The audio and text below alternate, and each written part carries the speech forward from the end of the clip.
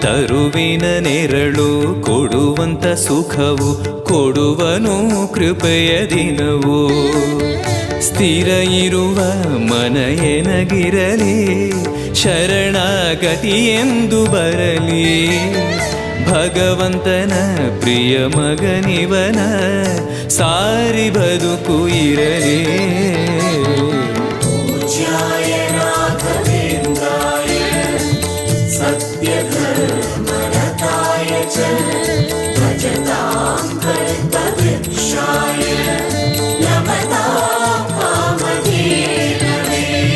ಆಲಯವೆಂದರೆ ಮಂತ್ರಾಲಯವೇ, ಬೇರೆ ನಾ ಅರಿಯಲಾರೆ.